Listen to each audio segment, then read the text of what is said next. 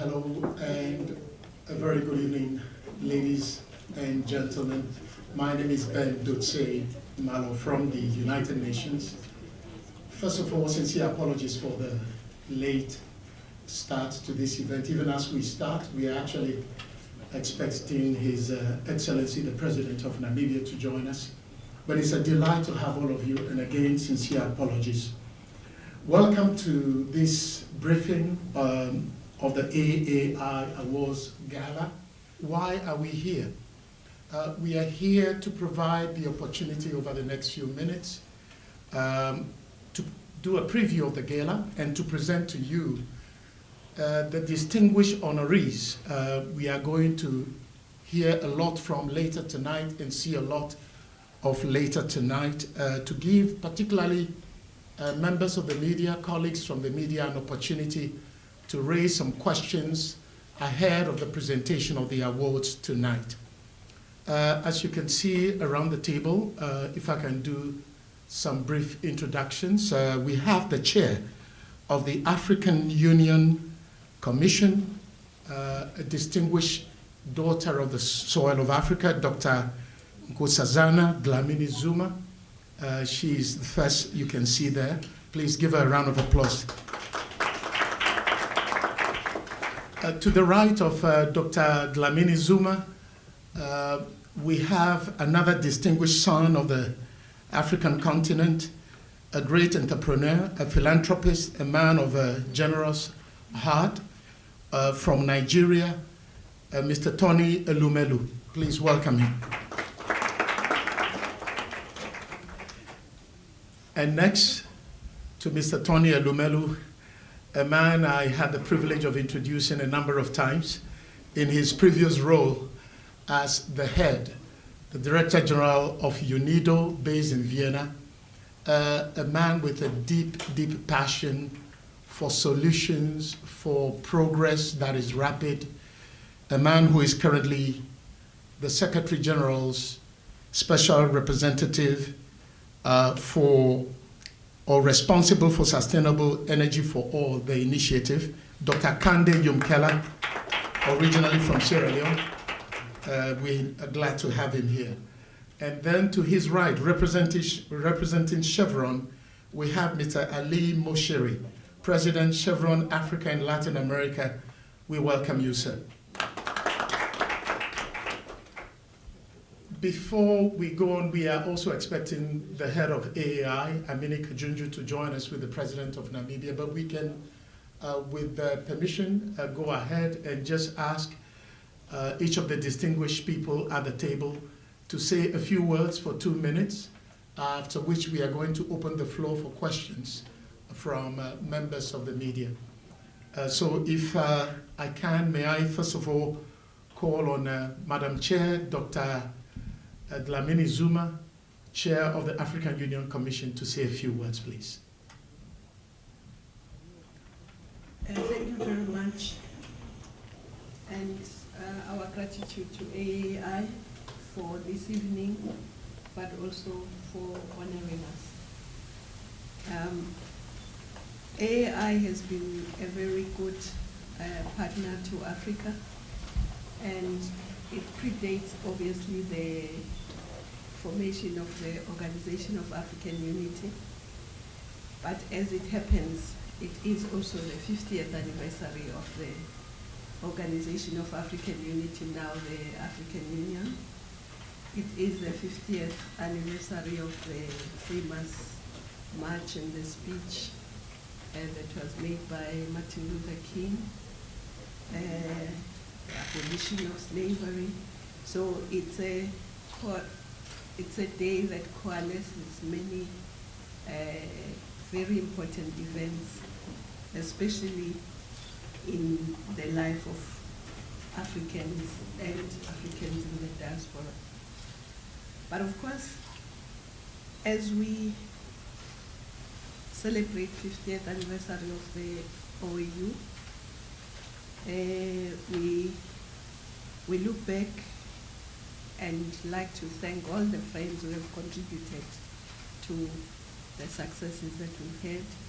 And IEA has been very good in skills in training our young people. But of course, we'd like them to do more. As we move forward, we think Africa, as it's rising, but for the rise to be sustained, we need a skills revolution in every sector. And so that's one of the things we'll be doing to ensure that our young people get the necessary education, the skills, they become entrepreneurs, they become innovators, they become those who can create jobs, at least can get good jobs, and really develop the continent to its full potential. So I think my 2 minutes is over. So we really look forward to this evening, and we are very happy to be here, and we hope that this relationship that has existed for 60 years can gain even more momentum in the coming 50 years. And I would like to congratulate my brothers who are here with me and acknowledge their achievements in the various areas. Thank you.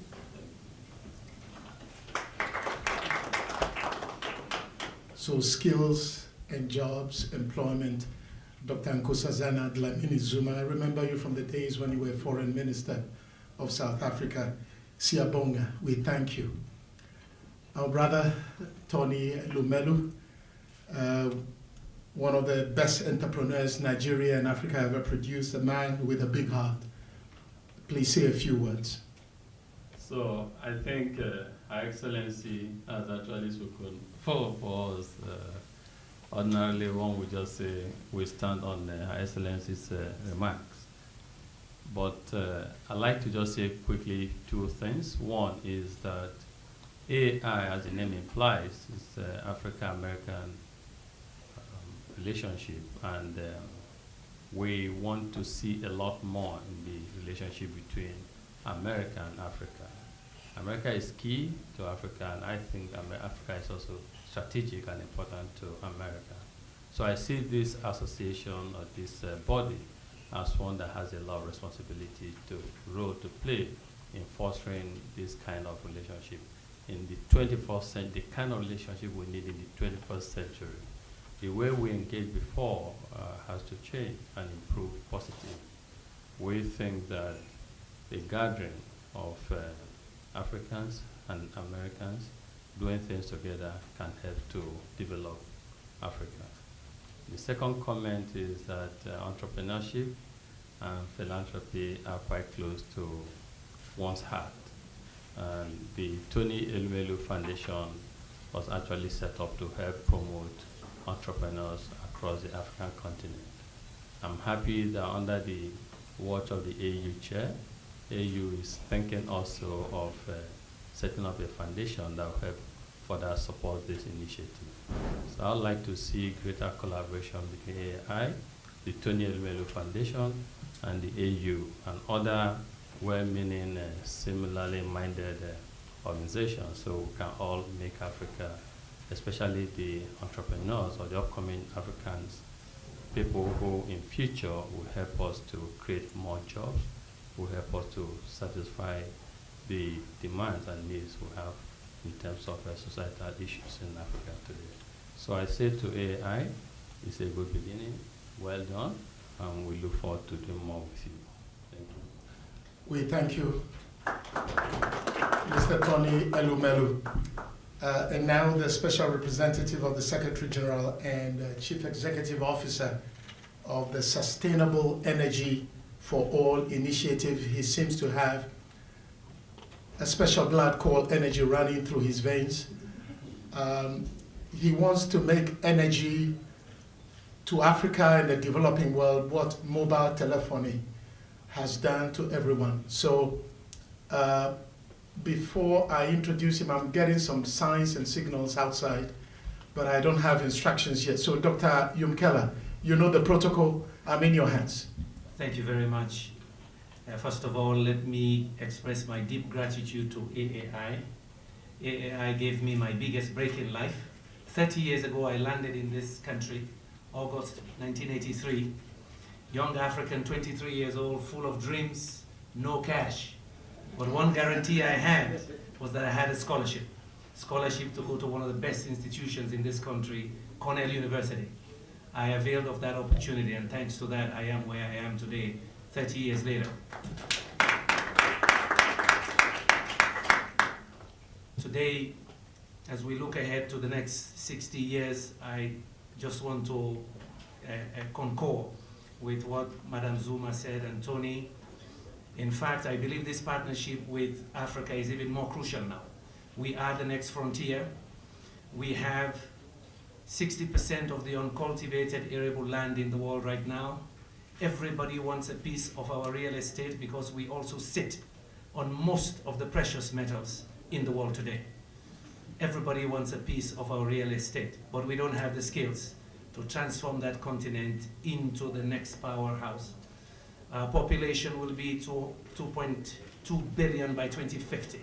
Huge market, but we need the skills, and we need to transform our raw materials so that, yes, Americans have a new place to sell products, but perhaps that's when we have our next set of Bill Gates. We have one sitting next to us, but we want many more. Thank you very much. Thank you, Dr. Yumkela. And quickly, President Ali Moshiri from Chevron, Africa and Latin American region.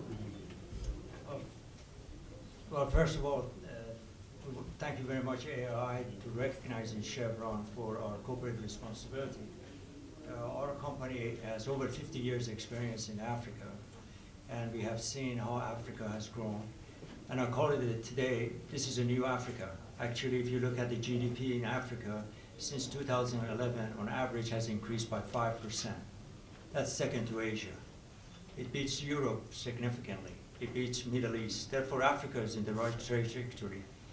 We are working very hard as a corporation to collaborate with the community and the government and develop what Africa needs. Human capacity and capability. I think it's mentioned across. I think Africa got the resources and the foundation. With the human capacity and capability, it would be one of the major growing continents on Earth. And we are hoping for that, and we're going to contribute as much as possible to that goal and strategy. Thank you very much. We thank you very much, President Ali Moshiri, responsible for Chevron Africa and Latin America. We thank you very, very much. The floor is going to be open for questions in just a moment. Please, when you can, just raise your hand. We will try and get a microphone to you if possible. You mention your name, your organization, and direct the question to any of the honorees.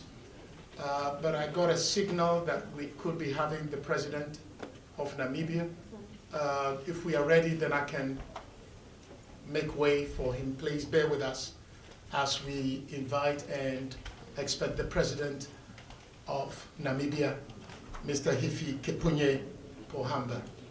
Concerns for any of the distinguished honorees, please. If you do, just raise your hand and then we can take your questions.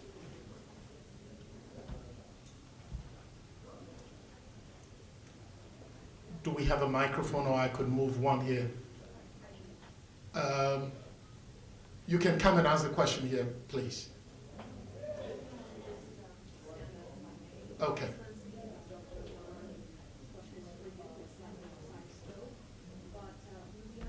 Could you introduce yourself briefly, please?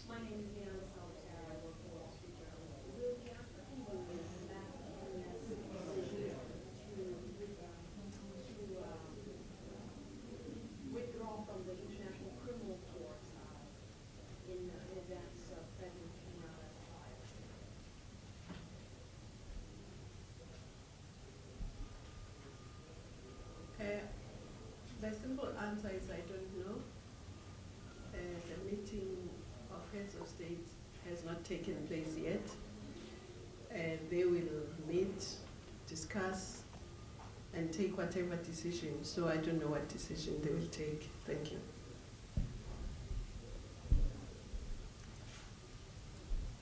Yes, a gentleman, second row here.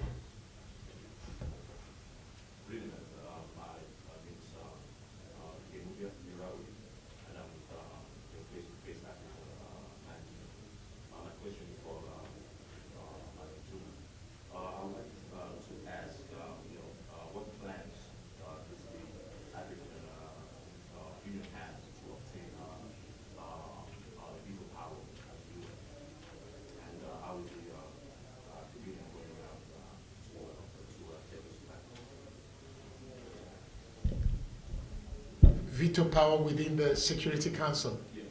Okay. Okay, I think my view is that the Security Council, the way it is archaic. It represents the pre-liberation, decolonization of Africa. So we were not there even when it was established. So we think that it's important that it should be modernized and represent the modern world as it is, including Africa, Asia, and South America. But of course, we know it's not going to be easy because the people who have got the veto have the veto over the expansion. But I think it's important for us to think of our own power as individual members, because the veto is there, but at the same time, really, there are 15 members. You need at least 9 to agree, plus the 5. And in that 9, all the 5 should agree. If one votes against, then it's a veto. But they do need that 9. So we must think about how we can also utilize our own power to express some of our dissatisfaction. But I think it's also important to develop Africa economically, socially, trade, because once Africa is developed and has got its destiny in its hands, then it cannot be ignored by anyone. So I think whilst we negotiating, we must also make sure that we get ourselves in a position where we can really bargain. Because I think to some extent, we weaken our own position when we want to be taken seriously, but we are always begging for aid and all that. So I think for me, we have to work more to get out of that aid so that we can stand on our own feet, and when we talk, people listen. Thank you. Mr. Elumelu, Dr. Yumkela, and Mr. Moshiri, if you want to add anything to any of these subjects, please feel free. I don't mind all the questions going to our big sister, Dr. Nkosazana Dlamini Zuma. She can speak for all her brothers, but we want the brothers also to speak. Also, if I could encourage us when we ask the questions, let's bring it closer to the event we are concerned about right now. That is the gala, the work of AAI to build skills, and as the chair of the African Union Commission mentioned, also issues that are very, very relevant in the present context. We would appreciate that. Gentleman in the third row, and then lady in the fourth. Please introduce yourself, mention your organization, and then just send the questions in. My name is Paul Jackson. I'm publisher of the Harlem Times. This is a general question. What are, you mentioned developing human capital in Africa. What are some of the things that you're doing? This is a general question for all four panelists, that you're doing to develop human capital, such as engineering. China, for example, just trained 6,000 engineers from the continent of Africa. What's going on with your organization, and how are you developing that? second part of the question is, what would you have to say to African Americans who are living in North America? How can we get involved in this process? How can we share some of our resources, some of our training, some of our skills? Mr. Elumelu, you can start and others can get involved. I wanted to say first that the chairperson is more than capable to speak on our behalf. If you listen to the excellent way she addressed the question about the United Nations or the veto, it is very, very impressive. And I have commended her here for that. And it's good to see people like this lead AU. So it tells you the direction where we're headed. And that takes us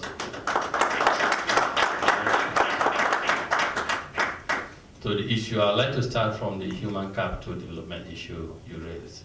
A lot is going on the continent. I know institutions, indigenous African institutions that are genuinely committed to improving the human capital quality on the continent. In our group, at the Tony Elumelu Foundation, we're doing quite a bit.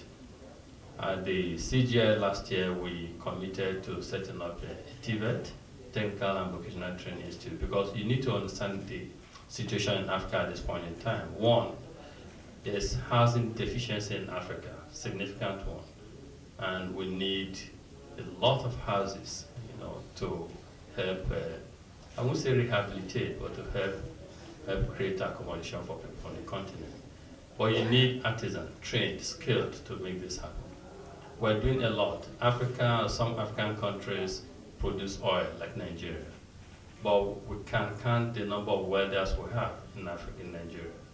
We don't have to import or to bring people from outside to play these roles.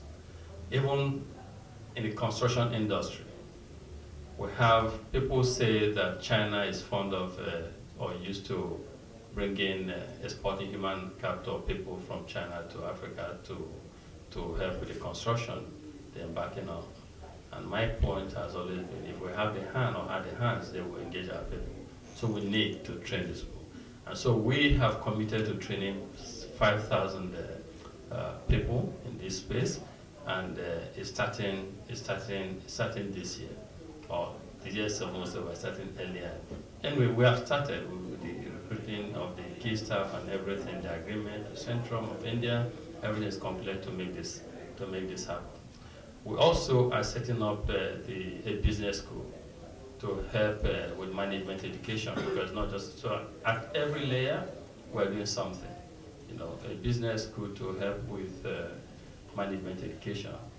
We also are helping to support the African entrepreneurs through what we call the African Market Internship Program, where we bring a lot of graduate students from all over the world to work 10 weeks in Africa and help capacitize and support local businesses. In addition, we also get African MBAs to interact and work with these international MBAs who bring to Africa every year.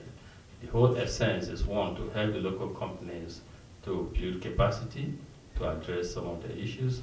Two is to give opportunity to especially blacks in diaspora to come to Africa and experience the kind of things that we're going through, and the opportunities also in Africa.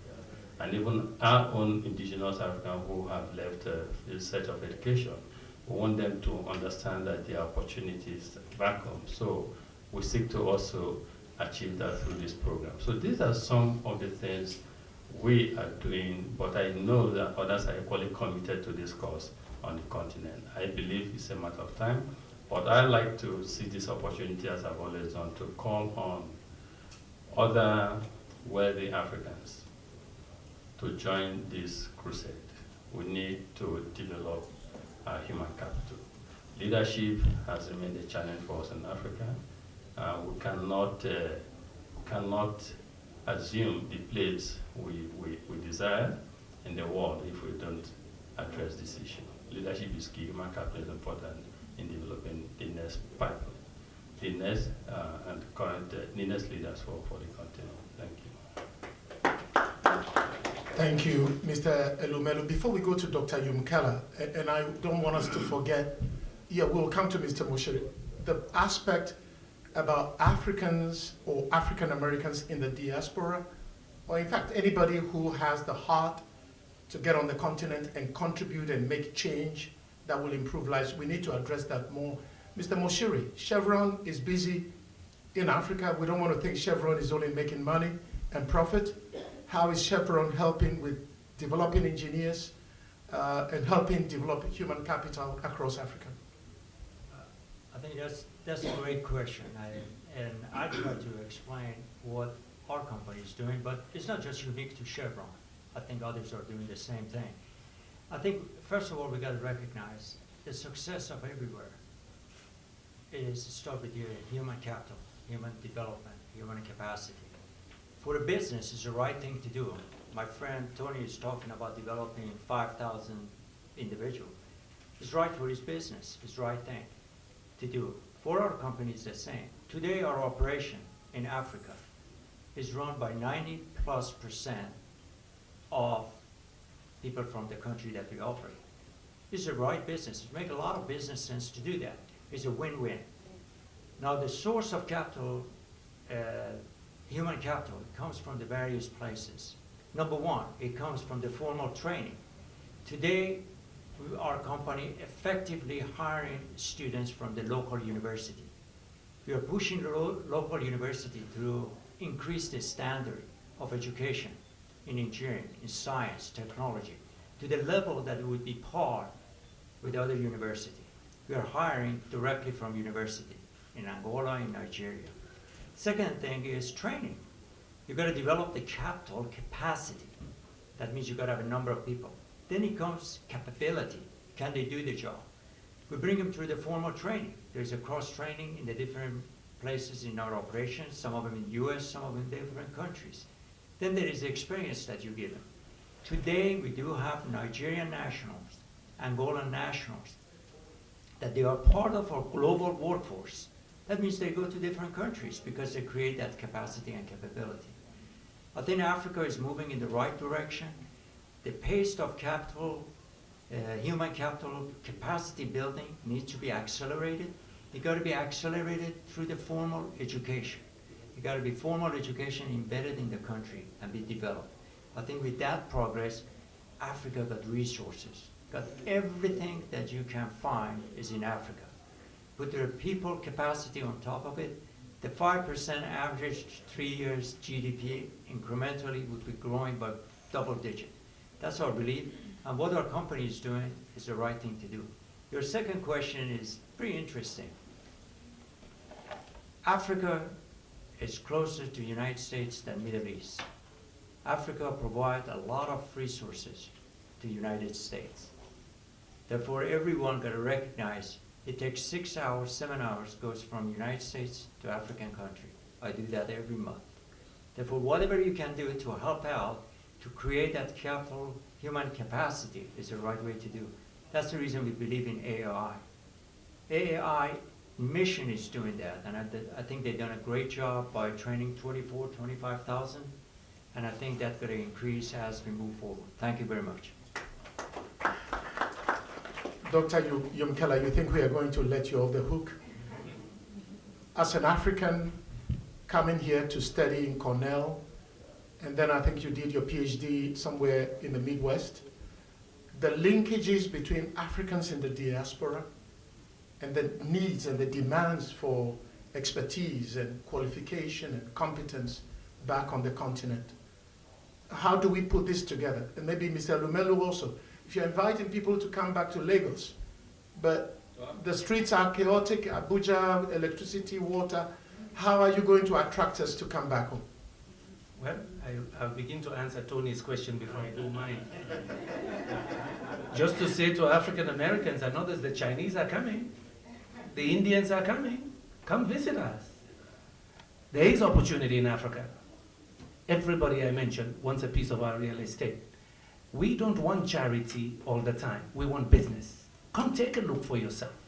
You should be part of looking at that business opportunity and saying we want to be there because others are coming.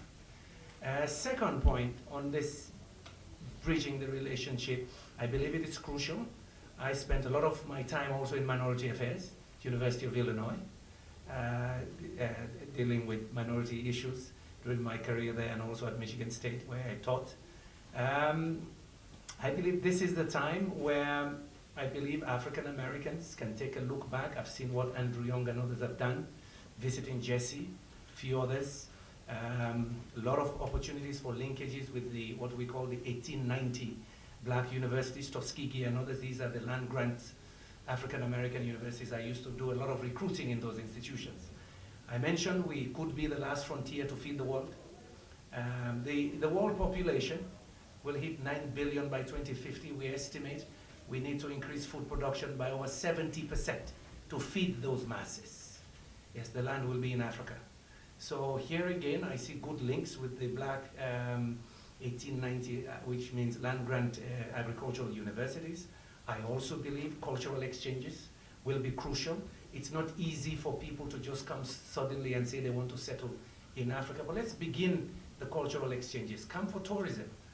People are visiting many of our countries now. Of course, Madame Zuma's country is one of the most attractive, South Africa. We want to see more African Americans coming in. Come and discover. See what it is. Andy Young and I went to Ghana. We visited the Mina castles there. And he told me that he said, I traced my origin to Sierra Leone. I'm mending. I tried. I think we should begin that discovery again, because I see other nationalities in Europe. I've lived in Europe now for about 14 years. I see Polish Americans and others going back. And then they're doing business. I see the Asian Americans. A lot of the startups in Silicon Valley, about 30%, Asian Americans. They go back to Asia, establish a company, and the company outsources to them. We're 6 hours away. Look at the same business opportunities in Africa. It's about business, it's not charity. Business, come do business with Africans. Tony and others are there. They're raising capital now by themselves, but also in global markets, and they're looking for partners. Real billions and not pennies. Come join us. Mr. Elumelu, entice those of us who are quite skeptical and afraid of power cuts by NEPA or power cuts. In fact, power is the other area Mr.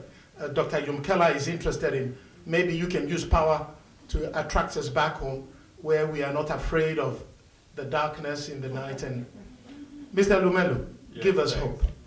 Before I speak on power, I'd like to add just one more to everything that my brother here has said. So, information asymmetry, stereotype, the kind of negative information that you have about Africa in this part of the world. The Africans in diaspora have a role to play here. You should probe further, you should interrogate, you should find out what's going on, and you take it from there. I believe seriously that information is key. Modern information is key for attracting investment to the continent. And it is a soft issue, but it's strategic. It's very, very important. So there is one area I believe we can play a role. Let's help through our various platforms. Let's help to begin the correction of the wrong information about Africa that is here. And at times it seems as if this kind of information is beginning to even affect yourselves as it relates to the wanting to come to Africa to make investments. So that's the point I have to add to that. But on power, let me say that, so I believe in a certain philosophy, a concept I call Afri-capitalism. It's basically a call on the private sector to invest. We heard Madam Chair say that Africa does not need aid, we need development, and it's been just been re-echoed too. We need to have the private sector begin to invest in key sectors of the African economy that have the capacity to help create both economic prosperity and social wealth. We believe strongly that whilst you make money, you indeed, especially on the African continent at this point in time, you can help to address society's challenges. In our group, we decided to not just preach, but to practice what to preach. And we invested in power. We realized that power is one of the most vital piece of infrastructure you need to have for the continent to do well. Power can help in so many ways, business, even human capital development. Children can go home at night and be able to do their homework. They can help even in dealing with the issue of healthcare delivery in Africa. They can help in so many ways, even security issues. If you have constant supply of electricity is key. And so we have acquired, invested in a significant power plant that has capacity to generate 1,000 megawatts of electricity. This morning we generated 350 megawatts of electricity. We believe that in the next 12 months we should significantly take it back to the installed capacity. This is part of what we're doing to make sure that we bring electricity to Africa, starting from Nigeria. When President Obama visited Nigeria, Africa, I said Nigeria, well, because he was expected in Nigeria. It's good to dream. Well, when President Obama visited Africa a few months ago, he launched the Power Africa initiative. And I'm proud to say that he saw that Africans also can stand up to support an initiative that is good for the continent. And we, our group, decided to commit $2.5 billion to that Power Africa initiative. And it's not just in Nigeria, but it's across Africa, especially the 7 countries that have been identified. We have started out in Nigeria with this 1,000 megawatts. We intend to take it to 2.5, but it's not going to stop in Nigeria.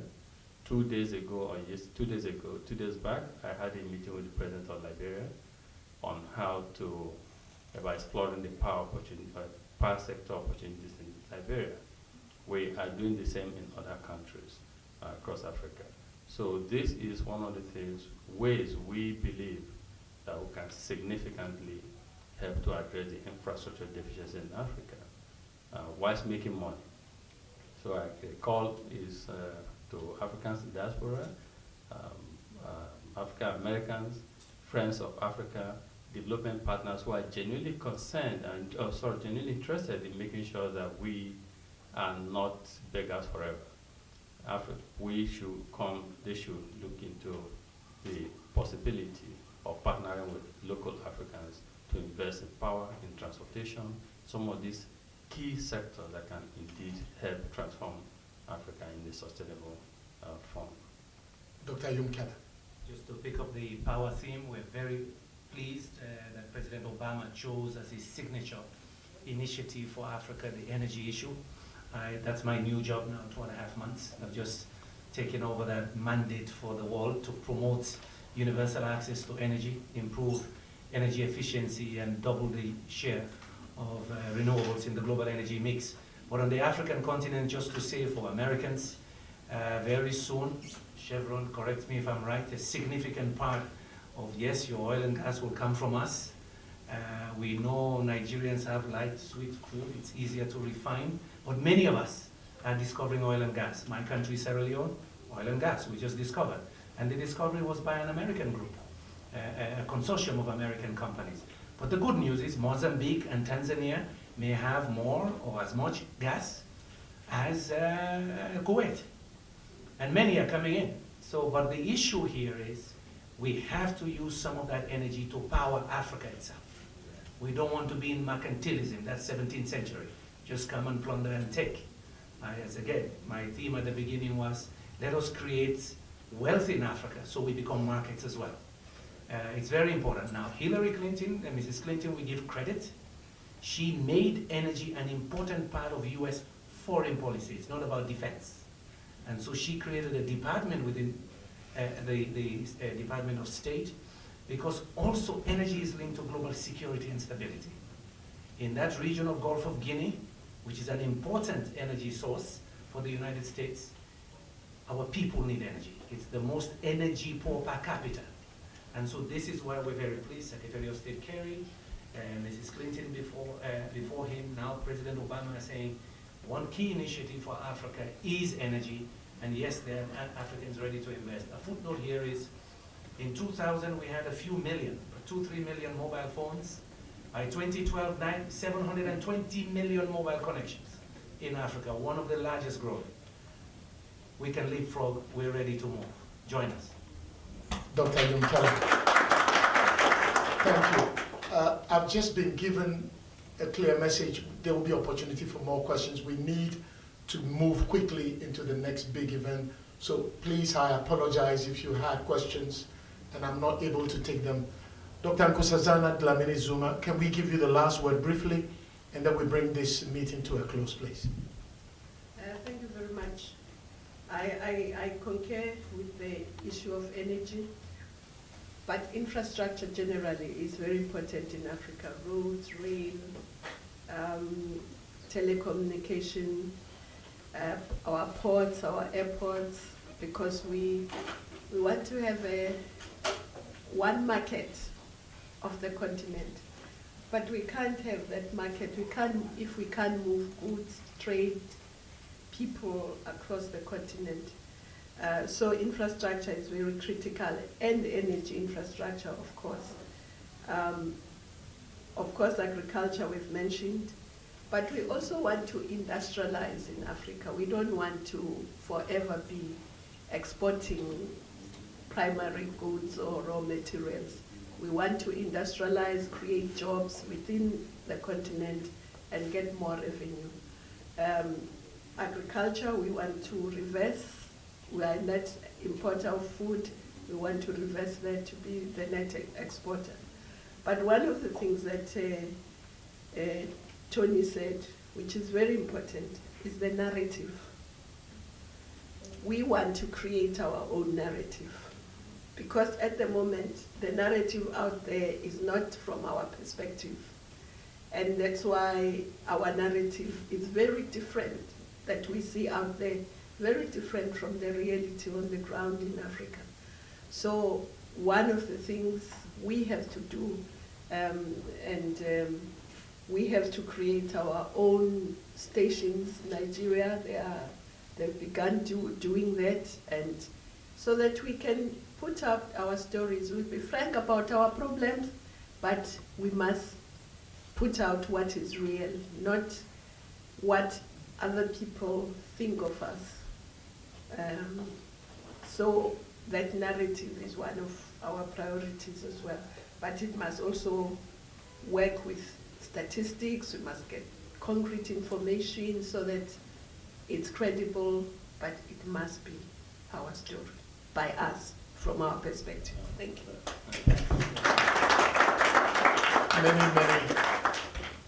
Many thanks, Dr. Nkosazana Dlamini Zuma, Chair of the African Union Commission, Siyabonga. Again, thank you very much. Mr. Tony Elumelu, I'm sure Mr. Barack Obama is going to try and get to Nigeria. That is very important. We would all like to see that, and we hope that dream comes true. Dr. Kande Yumkela, always inspiring to hear from you. Thank you. Mr. Ali Moshiri of Chevron, thank you. Ladies and gentlemen, all media partners are going to get the opportunity to do one-on-one interviews with all our distinguished honorees. But I want to thank everyone. Let's stick to the media guidelines given by AAI. Thank you for your patience and understanding. Let's enjoy the rest of the evening. Thank you.